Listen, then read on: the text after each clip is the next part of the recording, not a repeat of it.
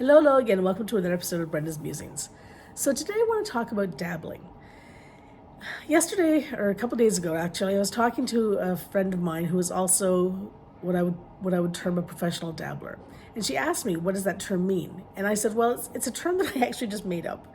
But it's about somebody who dabbles at different things and makes a living at it. So we have a lot of specialists in our world. Those are the people who study hard, they're focused in one area of whatever, like brain surgery or watercolor painting or whatever.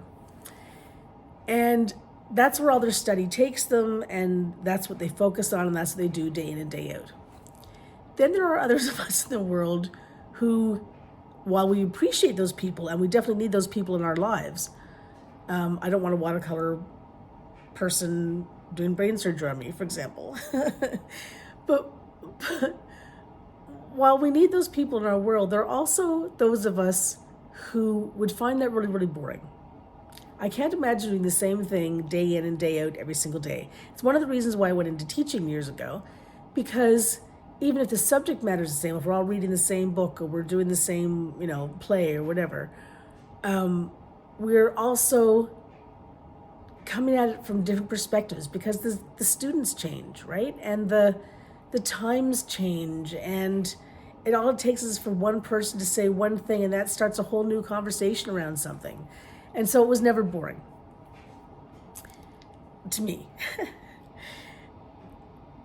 Dabbling, and when I was teaching, I didn't just teach grade 10 English. I taught English, and I taught art, and I taught photography, and I taught drama, and I taught history, and I taught English as a second language, and I taught Christmas crafts, and I taught jewelry making, and it goes on and on and on.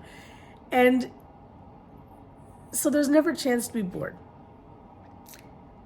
And that's how I've lived my life. I'm always doing a number of different things. Not all at once. I've given up the multitasking all at one time is a good thing. But I'll do something. I might do it for 15 minutes, and then I'll move on to something else. I might do that for an hour. I might move on to something else. I might do that for, 2 hours and move on to something else. I might do that for 5 minutes and just move on to something else. I move on as I come to a natural pause. I push through sometimes because I have deadlines. What I love about dabbling is that it allows you to do multiple different things. So if I'm talking about dabbling in art, for example, I'm using all kinds of different mediums. I consider myself a mixed media artist because even in my art, I have a hard time focusing on one specific medium. However, we have a challenge coming up, and that's what I'm going to be doing with a number of my challenges, is challenging myself in a 100-day period to focus on some very specific mediums. I'm also going to do some music, though. I'm also going to do some poetry, though. I'm also going to do, a whack of other things. Plus do some mixed media art. So